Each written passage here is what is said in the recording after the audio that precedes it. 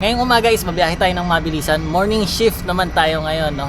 At medyo late na nga kasi ang oras natin ngayon is 9:15. And ang weather naman natin is medyo cloudy ngayon, 19 degrees, so medyo malamig kaya tayo naka-jacket. And tara, biyahe na tayo. Okay, so mag-online na tayo. Ayan, tapos andar-andar lang tayo. Ngayon is umaga lang tayo babiyahe kasi meron akong appointment mamaya. Ayun, meron na agad pumasok. Ala, napakalapit naman na ito. Sige, accept na natin. 320. Hindi ko na screenshot, pero yun, 320 siya.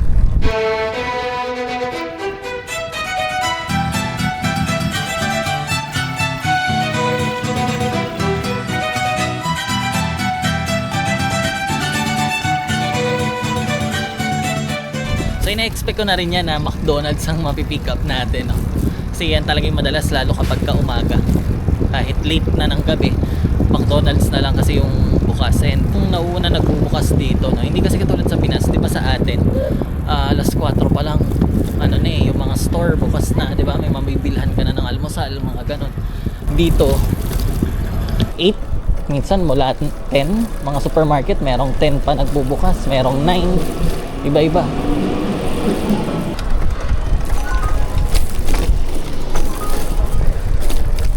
Merong nagpa-dagdag, so kinuha na natin. Double pick up na tayo. So gamit na pala natin yung DJI Nano. And yung brand ng DJI kinulayan ko ng itim para hindi siya masyado pansinin. Meron tayong dalang sombrero, tapos tubig, ready ko na. And today is Monday nga, no? At nakalib tayo sa trabaho dahil nga may appointment ako mamaya. So basta kung hanggang anong oras lang, kasi ang lakad ko mamaya is 1. Kaya tingnan natin kung makakailang deliver lang tayo ngayon. Pero at least 5 deliveries sana, para maganda-ganda na rin yung income natin ngayong umaga. Kasi sayang yung oras eh.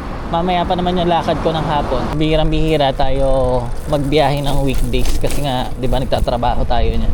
So meron pala nagtanong, no, paano daw kapag naplatan ako dito. So sa 5 taon, so yun na, dahil rin pala nagtatanong kung ilang taon na ako dito. So 5 taon na ako naninirahan dito sa Japan. And sa 5 years ko nagbabike, araw-araw talaga ako nagbabike. Kasi nung una, estudyante ako, so araw-araw nagbabike ako pabalik-balik sa school. Mula sa bahay ko noon, nakatira pa ako sa tita ko. 20 minutes yung binabike ko, 20 to 30 minutes. One way. So sabihin natin 1 hour balikan kada araw.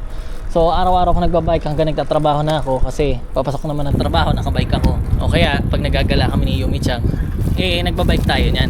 So hindi pa ako naka-experience dito sa Japan na mabutasan, mapako or matusok yung gulong natin. Hindi pa nangyari sa akin yung kahit isang beses. Pero kung sakali lang na maplatan ako, is marami namang nakita niyo naman halos lahat ng tao dito. Ayan, tingnan niyo yung paligid. Lagi may mga nakapark na bike sa bawat mga bahay, no? So halos lahat naman merong bike dito, kaya marami ring mga bike shop na malapit nagbebenta ng bike. Doon ka nagpapa-maintenance. So kung sakaling ma-flatan ka, doon ka lang pupunta para magpa-vulcanize or magpapalit ng interior mo. Ganun lang. Meron din isa nakita kong comment, random question lang. Ano daw mga music yung pinapakinggan namin dito sa Japan? So kung ano pa rin yung trending dyan sa Pinas, yun pa rin naman kasi, di ba, naka-Spotify tayo. And madalas pinapatugtog ko yung top 50 music dyan sa Pilipinas. So kung anong trending, yun pa rin yung napapakinggan ko. Pero nung nag-aaral pa ako dito sa Japan, since nag-aaral ako ng Japanese, wala akong ibang pinakinggan kundi Japanese lang. Binalot ko talaga sa sarili ko ng Japanese. Lahat ng pinapanood ko Japanese. Nanonood ako ng anime, nanonood ako ng variety show na Japanese. Pag nakikinig ako music, Japanese lang din. Okay, so nandito na ulit tayo sa McDo. Natin yung order natin, 2.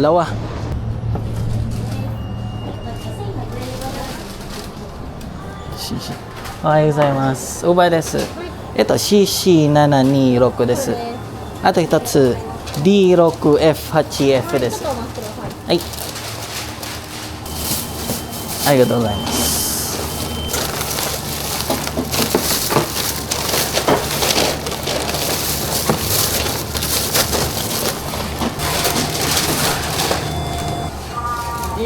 はい。ありがとうございます。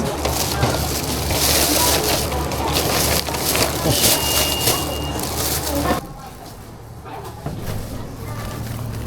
Alright, so nakuha na natin dalawa ang pick up natin. Nakita niyo to mga bata na to. Ayan, yung naka-stroller.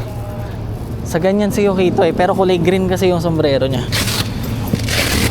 Lagyan na natin to sa bag. Lagyan lang natin ng towel kasi meron drinks yun eh. So ito rin kabila. Start na tayo mag-deliver. Confirm lang natin dito na na-pick up na natin.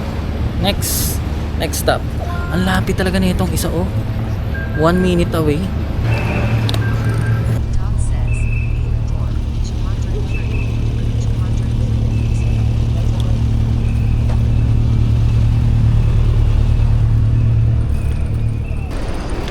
Meet at the door. Sobrang lapit lang din. Okay, dito na tayo. Saglit lang na andar. Harang tayo. Ito na tayo sa gilid. Ito. Meet at the door. Tama, no? Siguro. Kakamali ata tayo. Doon sa loob. Mali. Dito nga. Dito tayo.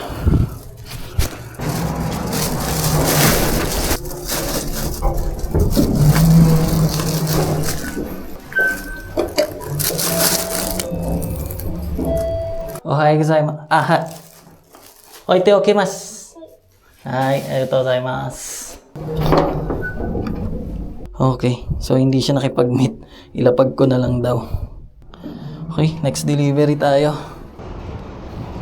Alright, so 2 minutes away naman. Nakakatuwa talaga pag mga ganitong order. So pag pick up natin, dalawang order dun sa McDo, 1 minute away. Tapos yung kasunod na di-deliver natin is 2 minutes away. Siguro mga nag-aalmusal pa lang sila, no? Papasok sa trabaho, mga ganyan.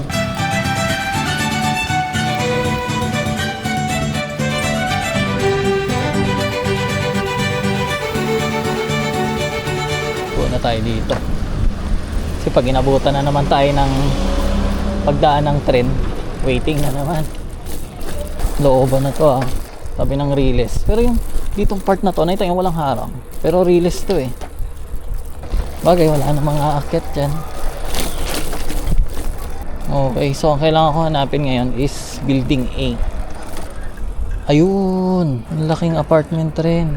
Pag deliver natin doon, hindi ko pala nai-on yung camera natin. Pero okay lang. Kalimutan ko pinutin. Hindi pa tayo masyado sanay, no? Bago lang kasi sa atin to. Kaya medyo nag-adjust pa tayo. Ito malapit lang. Accept na natin to. 320.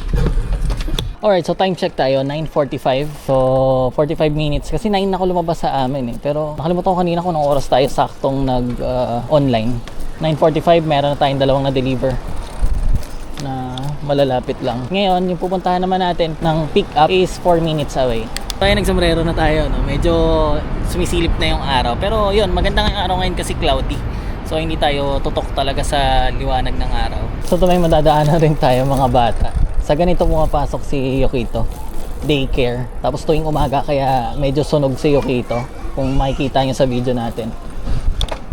Nabibilad siya ng ganyan. Ayan. Naku, may patak ng ambon tuwing umaga parang nilalabas sila. Paano kaya kung makita natin si Yukito, no? Pero di siya pwede pansinin kasi baka humabol. Pero hindi din kasi dito yung school niya. Kaya malamang wala siya. Tapos ang sombrero ni Yukito green. Depende kasi yan sa level or sa age nila. Gusto rin itong mga ganitong pan-deliver dito. 3 yung gulong na motor.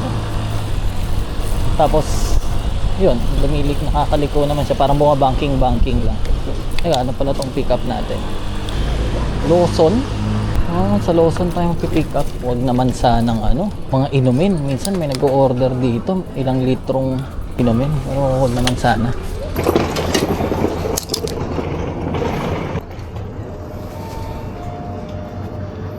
Ohayou gozaimasu. Ito, uba desu. Hai, QB612 desu. Arigatou gozaimasu. Buti na lang, magaan. So, third delivery natin. Almusal na lang talaga. So ayos. Tayo mahirapan. May pinapaad. Layo naman ito. 1.9. Sige, kunin na natin. Okay, kuha na natin. Pick up na. Next stop. Next stop natin, McDonald's ulit. Pero ibang branch naman to. Iba yung napuntahan natin kanina. Dahil rin kasi McDonald's dito, ang daming mga convenience store. Meron din pala nag-comment na wala daw mga sari-sari store dito. So wala, pero dito sa Tokyo especially dito sa location namin is teka lang, liko tayo. Is talagang napakaraming convenience store na yun na yung pinaka sari-sari store namin dito. So pag natapos ko to, meron na tayong 4 na natapos na order. Kasi yung sa appointment ko mamaya, kailangan ko siyang mag-prepare talaga, Siguro sasabihin ko rin sa inyo, pero hindi pa ngayon. Meron lang ako kailangan puntahan. Siguro sa mga susunod nating vlog, ikikwento ko naman yun. So, pag natapos natin to i-deliver, siguro tanggap pa tayo ng isang order. Pero depende kasi ang ganda ng weather ngayon May oras pa naman. Pero bahala na, tingnan natin.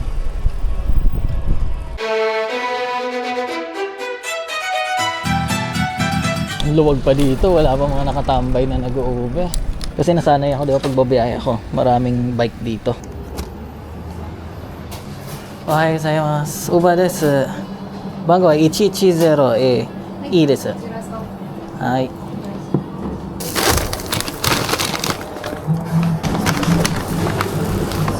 Sumimasen. Pag muna natin. Dapat di ako naglalapag ng phone ko. Baka makalimutan ko. Pero hindi ka makakalimutan kasi lagi naman ako nag-check ng So binukod ko tong isa kasi mga drinks. Kasi ito magaan lang. Pwede patong na natin yan dyan. Ito yung sa Lawson. Let's go. Ay, kasasabi ko lang, naiwan ko nga yung cellphone. Ay, deliver na tayo. Okay, so first deliver natin. Ito yung pinick up natin dun sa may Lawson na convenience store. So 1 minute away mula dito. Lolo ko yung navigation ko, minsan ganyan talaga eh.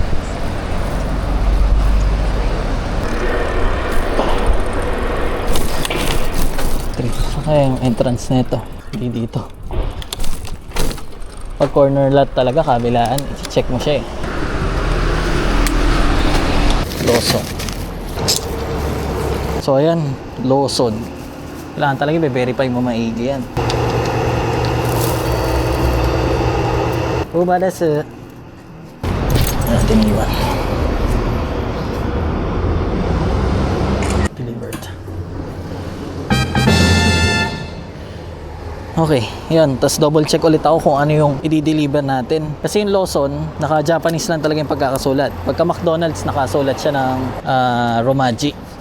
Kaya yan ang i-double check mo kasi. Isipin mo, halimbawa, na pagpalit mo yung nag-order ng cup noodles, nabigyan mo ng McDo.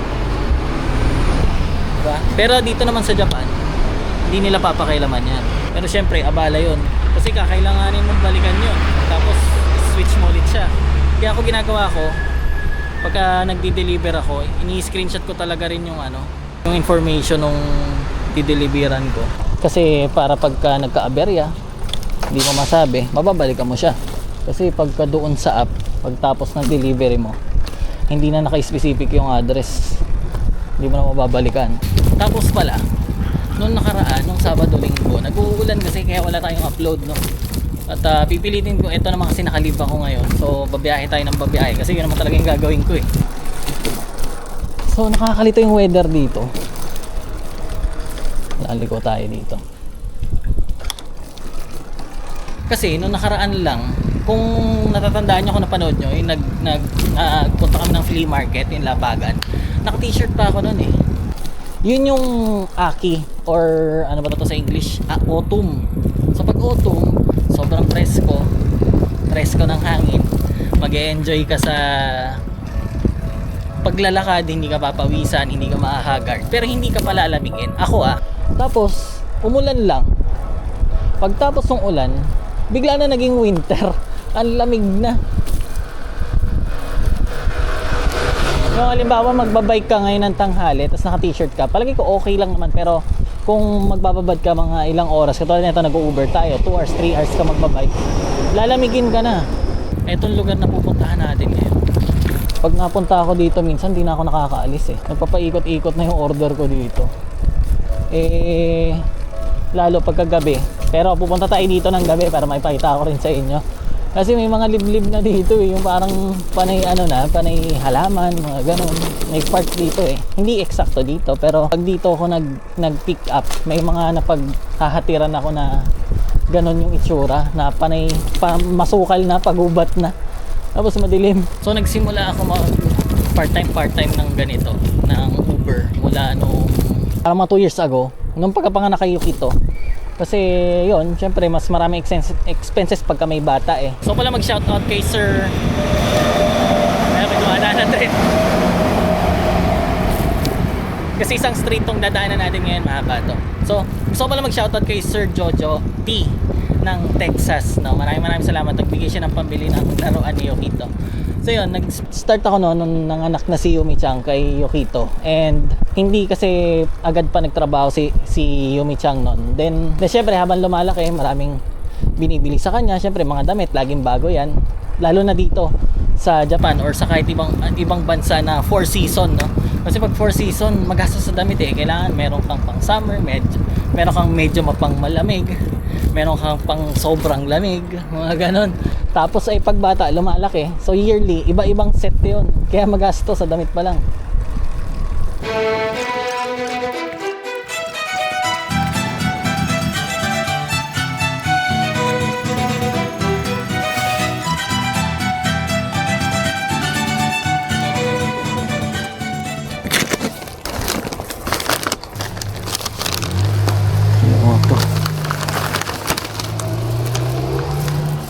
Tayo.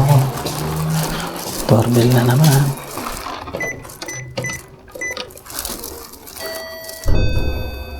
Uba des. Hindi na rin nagsalita yan ah. Kasi madalas bumabati pa eh. Pero yung iba naman hindi na bumabati. Tapos yung ngayon, iiwan lang ulit natin sa labas ng pinto niya.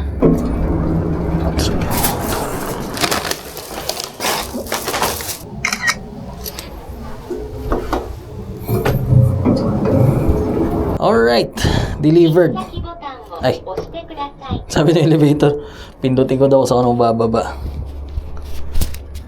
Alright, so, uy, meron ulit. Check ko na natin to. 320 minimum din. 2 minutes away mula dito. Pick up lang ulit tayo. So, yung kinita natin, mamaya ko na ipapakikita. Pag upo natin, hanap tayo mamaya, tambayan natin na kahit park. Ito kasing station dito, ang daming pwedeng mabili dyan eh. Kaya yun nga, katulad yan, doon yung pick up ko ulit.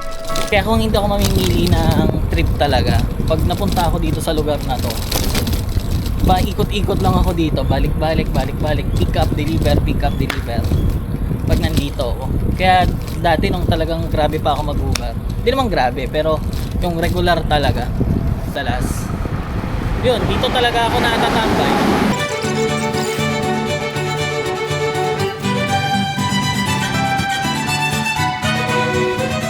Ano itong pipick up pa natin? Skia. So, yung Skia na yan, mabilisan dyan. Pag nag-order ka, ibigay agad. Kaya pagka naggugutom na kami, tas nasa labas, dyan talaga kami nabili. Nanalaman yung bag natin, di ba? Wala nga. Nalito na ako. Ohayou gozaimasu. Uba desu. Eto, ni, di, ni, i, bi, bi desu. Arigatou gozaimasu. Alright, panlima natin at uwi na tayo kasi natapos ko na yung quest ko. Maliban na lang kung yung di-deliver natin is malapit pa uwi sa amin. Pero siguro hanap tayo ng park na matambayan. Para tingnan natin yung kinita ko, tapos habang nag-aantay tayo ng order pabalik dun sa bahay namin. Yung pagdadalahan natin is 1 minute away lang. Tama ba? Ano ba tong navigation ko? Naglolo ko naman. Tama. Ayan, luminya na siya. Lapit lang. 1 minute lang. Oh, meron na naman. Teka lang. Ay, ang layo. Negative yan. Pero ang laki sana ng bigay. Nasa 500 yan. Pero ang layo. Pag kinuha ko pa yun, malayo na nga to sa amin eh. Uy, teka, ang ganda dun. Akyat tayo mamaya. Tapusin lang natin itong deliver. Parang ang ganda dun ah. Ano yun, may shrine kaya. Dito. Kaya tayo. Dito na tayo. Tapos mamaya punta tayo doon. Para may nakita akong kakaiba. Para magubat. Para may idea lang rin kayo doon sa kinikwento ko kanina.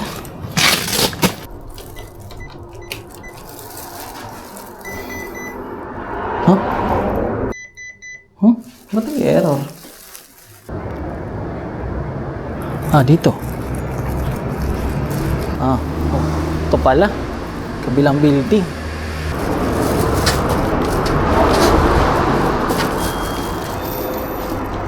Oh, but that's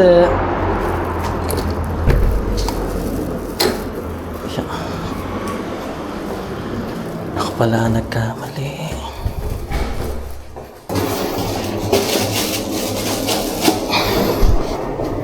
Ay, terkemasu ne. Hi.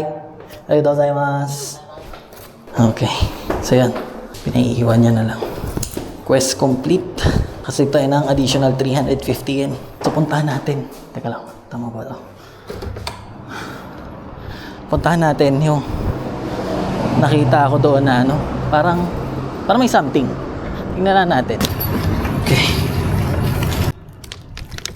So ang gagawin natin. Tingnan ko lang kung yung nakita ko doon. Parang may paakyat. Tinanap tayo matambayan. Check natin kung magkano na kinita natin sa 5 trips ngayong umaga na to. Tapos antay na lang tayo ng deliver para makauwi na ako sa amin. Grabe yung uwak.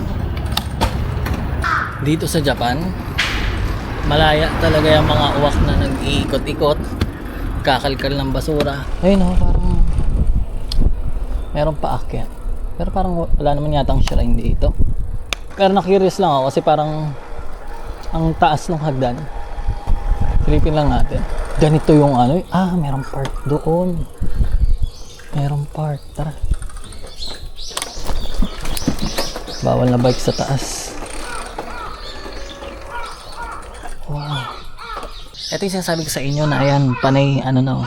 Pero merong park doon sa taas. So, ay, may order ako. Okay, mamaya na. Silipin natin doon sa taas.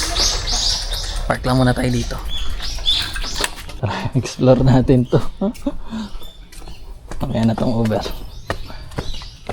Tsaka, gusto ko na rin mag-toilet. So, ayun oh, nakita ko meron toilet. Ayan. Sa mga park kasi tayo umaasa na mga toilet eh. Ay, may tao. May narinig ako mga kumakalampag. Nakita nyo, basa pa yung lapag oh. Sabado linggo kasi talagang nag-uulan. Ayan. Uy! Dulas. Dulas. Minsan nag-u-Uber lang eh. Pumunta pa kasi dito eh. Mabagok pa tayo dito. Wala pa naman tao. Ayun oh, pero malinis oh. Oh. Ano meron dito? Panay upuan lang. Tapos baka may tapos baka may makakita sa akin. Naka-Uber bag ako. Sasabihin, hinahanap ko yung pagdi-deliveran ko dito. Sabihin, naliligaw na ako, no? Panay upuan lang pala. Walang pa. Ayun, connect. Ay! Dito naglalaro sila Yokito. Dito yun. May mga picture siya dito eh. Pero di na tayo pumunta doon. Ayun oh. May mga bata doon. Dito naglalaro. Si Yokito yata ayun ah. Pero di na natin lalapitan. Delikado talaga to. Tignan ako tumawag kanina. Uwi na nga tayo. Pero yun, meron palang open area doon. So yun lang pala yung meron dito. Pero isipin mo kung gabi ka pupunta dito sa itsura na ito. Ang dilim. Alright. Okay, so nakapag-CR na tayo. Tunog yung cellphone. Medyo malayo pero sayang. Biyahe muna tayo pabalik doon sa amin. Kasi yung mga nakukuha kong order malalayo. Sunod na quest ko is 10 trips naman. Pero yun nga, may lakad tayo mamaya eh. Kaya yun lang muna. 5 trips lang muna tayo. Bumiyahe na tayo ng 1 hour and 22 minutes. 1 hour 22 minutes, 5 trips. Kumita tayo ng 1,842. Sa Philippine peso is 706. So ngayon, biyahe na tayo pabalik. Pauwi muna ng bahay. Tapos yun, kung may matsambahan nga tayo na order na papunta sa amin, is kukunin natin.